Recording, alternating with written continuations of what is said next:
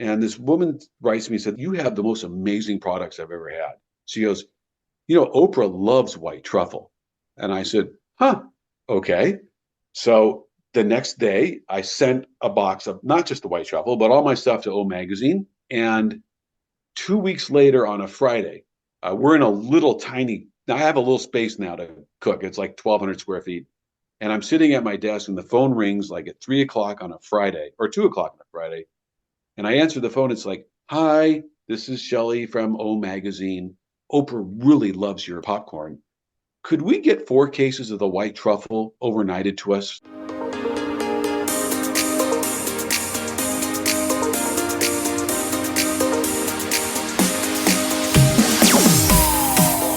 Entrepreneurs, we're having a laugh behind the show as we get started. I'm excited to travel to Seattle today to talk about one of the first plant food companies in the space. Plant-based cheese is his game. My name is Vincent A. Lancy, and I want to welcome you to That Entrepreneur Show. Thank you for taking time to chat with us today. If it's your first time with us, this is where I bring entrepreneurs from around the world to talk about their journey, not just the wins, but also how they got there. It's not as easy as some may make it seem, especially with a guest like today. He's created the award-winning Pop Gourmet Foods, grew internationally in 2011. Like many entrepreneurs, he wanted to keep growing, co-founded AvoLov, the BranchOut in 2017. We'll learn all about that and more, but something that's got my mind right away is what inspired you to create a plant-based cheese brand? Oh, man, that's a loaded question, but I have the answer. So when I sold my Pop Gourmet company, I stepped to what started out in 2011 as an indulgent snack company, grew into something as I got more and more into it, wanted to do better for you, cleaner products, more natural. So when I left, I really wanted to continue in the better for you category, right? I mean, it was just that was really fulfilling to me. So in 2017, when I stepped away, I started looking and trying to figure out what to do. And here's where all the credit comes. My sister-in-law says, "Why don't you do vegan cheese?" Like in August of 2017. And I was like, well, why would I do that? I mean, I'm not vegan and I don't know anything about cheese, right? So she says, because there's only a couple things in the market. They're really they're really awful at the end of the day. They're just the only things that exist. They have a long ingredient deck. They don't melt. They don't really taste very well. The experience is really terrible. I'm like, yeah, no, not for me. She persisted because really there was just really two that were leading the pack. She goes, you don't understand. So I went to her house and she made some, and I was like, well, you gotta cook it more. And she goes, no, we cook it more, it burns. It did the melt was like a bubble. It didn't Okay. taste well. So I was like, okay, I was intrigued. I looked at the package.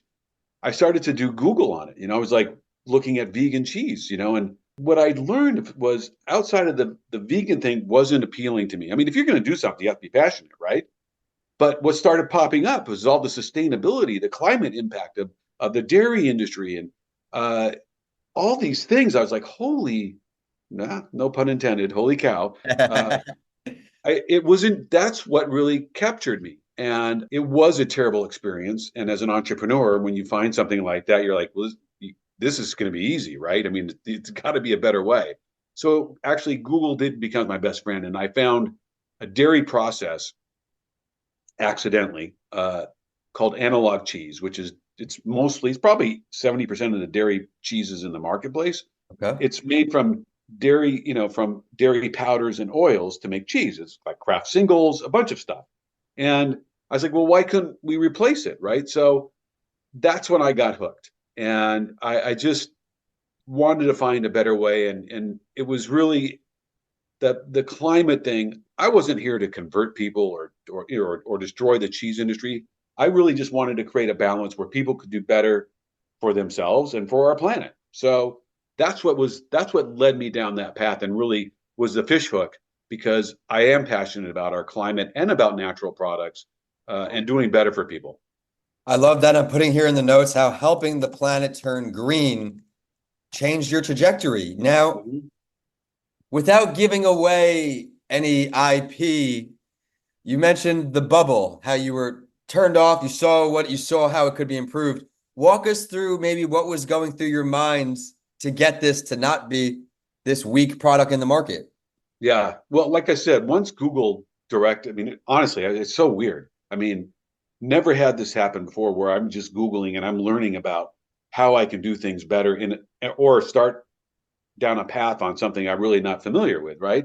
Right. I mean, with popcorn, I started, that's a great story. We won't get into that one, but I started somewhere else and took it from my kitchen into grocery stores and, it grew, right? I didn't Google anything other than equipment at the end of the day.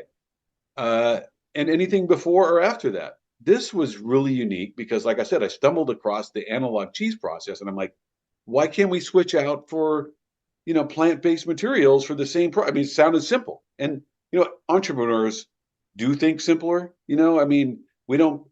I remember some guy said to me at a show, he goes, "Boy, this is amazing. You're a genius." I said, "No, if I was a genius, I would have written everything down and I wouldn't have done it because I would have figured out how it wouldn't work, right?" But entrepreneurs find something, it clicks, they move forward and they deal with things on the way. They just, the hurdles, we know things are going to happen. You figure it out and you work your way around them. You just navigate, right? If you believe in what you're doing. So it sounded so easy just to swap out products. I reached out. There's a lot of analog cheese processors in the US, by the way, tons. I reached out to probably 15 to 20 of them Wow. here in the US. They all said no. Probably 98% of them said no because they wanted nothing to do with non-dairy. And the others that were willing to work with me, it was just like, your MOQs are not going to be high enough for us. We can't do it. I mean, come back to us when you have some momentum, right? So I continued to Google and I stumbled across this company in Greece. And they had a product for the Greek Orthodox holiday and Ramadan called vegan loaf. Yeah, they had pictures, looked like it melted well. It was the analog process. So I ordered some, and it came. It did melt well. It had zero taste. I mean, it was like just okay, but it melted well, had good stretch and texture. So I'm like, well, they only had one flavor, and I was like, okay, this should be really easy to work with these guys and improve it into what I need for the US market, right? So I reached out to them. All they do is private label products. That's all they do. And I said, hey, I'd like to work with you guys. I want to use your analog, your plant, whatever, vegan cheese loaf. And I'd like to build a product line for US. And they said, no, we don't want to work with you. And I'm like, well, what? I don't understand. Why not? They go, well, you're in the US. You're going to come over here. You're going to find out what we do, and you're never going to work with us. You're going to steal our product. I said, no, no, no, no. I said, that's not how I operate. And they said no. And I said, can I come meet with you? And I flew over.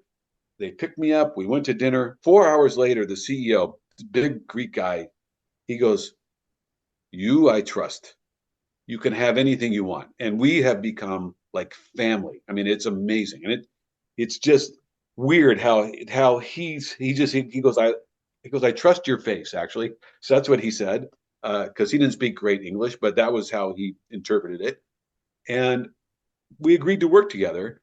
And I helped them develop the products, the flavors, everything that we needed for the US.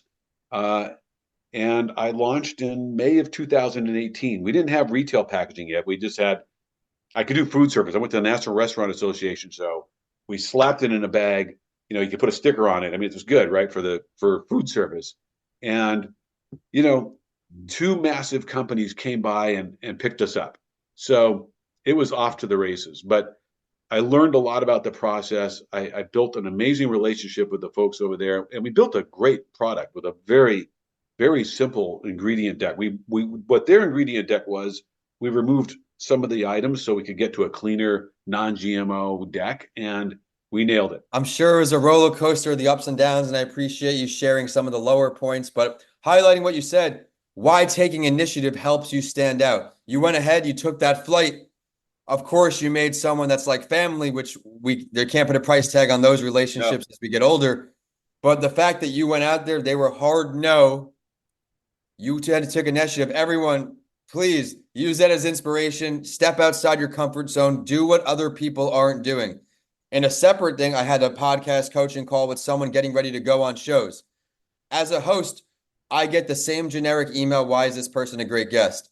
When someone takes that initiative and takes a 30-second video, hey, my name is David. I love your show, blah, blah, blah. I want to be on your show, XYZ. That little extra initiative, those 2 data points right there, everyone, apply it to your journey and take the extra step. We got to circle back, though, to the beginning when you mentioned you have this amazing business. You sold the popcorn business. We can't just glance over that. I'm gonna ask you to start at its origin. You mentioned you're in the kitchen, bringing it to grocery stores. Walk us through that. Well, Vincent, it's a long story. I was incarcerated and shouldn't have been, but I went there with a mission that I was going to come back with a product or a business that I developed there. And I came up with all kinds of ideas. I mean, I saw guys the way they worked out with towels off the bars, and I'm like, okay, I'm going to do that. They were creative. I'm like, I'm going to do a book called Fitness from the Inside Out. And then, I would see them make things, and I was like, oh, we could do a recipe book. I mean, it's unbelievable what they do, right? I mean, it is. I mean, the creative thoughts and things they come up with is pretty mind-boggling. But in my last 6 months, these guys were making popcorn, and they were getting microwave popcorn. I was in minimum security at the time. They were getting microwave popcorn and a bag of caramel, and they were popping a bunch of bags of popcorn and melting caramel, mixing in peanut butter, and then M&Ms, Cinnamon Toast Crunch, and Rocky Road candy bars. And they were mixing it up in these big clean garbage bags, and then putting it into smaller bags and trading it out to people for stuff. And there's like a line at their room at the time. And guys were like, you got to try this. You got to try this. You got to. I'm like, no, I can't. I follow a strict diet. It's not my day to eat or cheat, whatever. And then one day, my cellmate had some, and it was my day to cheat. And he goes, you want to try? I said, I'll try it. And I took a bite. I was like, holy cow. I go, this is a business. I really liked it. So I had everybody started sending me information on the popcorn industry. I wrote a business plan. And when I got home, I made some in my kitchen and I started handing it out to people that I know. And everybody's like, this is ridiculous, right? So I bought some bags and got some labels. I called it the original Big House, and I took it to a local grocery store and I dropped it off. A few days later, the manager calls me up and he says, hey, we want to get some of this and bring it into the store. I said, great, I'll make some, drop it off. You guys can pay me when you sell it. He goes, no, we're buying it from you. We love this stuff. So put it in there. It was there for 2 weeks. It was selling really well. Really well.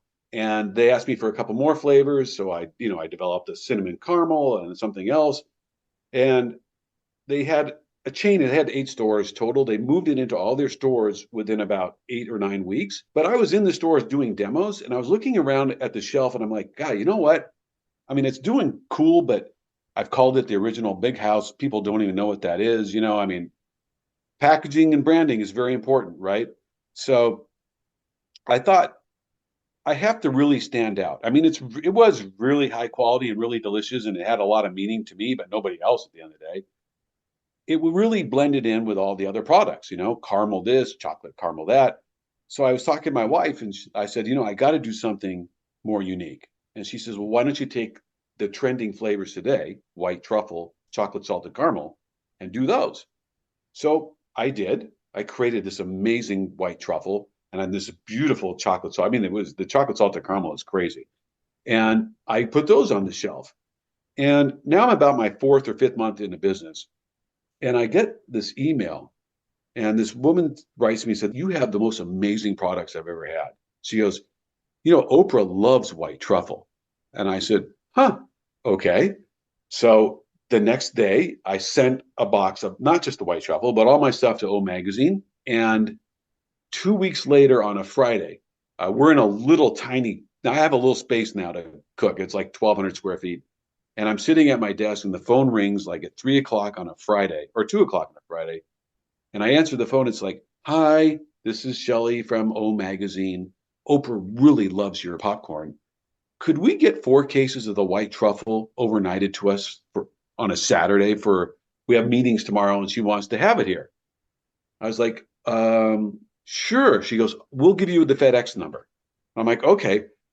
We hung up, we went and made a bunch of it, and we got it off and we shipped it. And a month and a half later, she put us in her magazine as one of her favorite things. And it just became a rocket ship. Grew like crazy, man. But, you know, here's the great part, Vincent. As we grew super fast. I mean, I was on my fourth plant, and not four total, but from the 1,200 square feet to the 4,000 square feet to the 15,000 square feet to the 45,000 square feet. I was hiring people that were coming back in from the system that were re-entering our communities and giving them jobs, giving them opportunities to get their lives, on the right track, right? And because I learned while I was there that most of them, it's one of these things. It's a rotating door because they get out, the world's against them. I mean, some of them couldn't even get driver's licenses, and some of them, they're under so much restriction they can't get a job, right? So can't get a job, you need money. They resort back to what they knew how to do, right? So I wanted to give people the opportunity to change their lives, and we hired over 250 people. I'm still in touch with some. Some have gone on to work at Facebook. Some have become designers. Some have their own like junk hauling businesses. So it's great to see that, and the appreciation that has come back is amazing. It led me down a path because look, I met a lot of guys.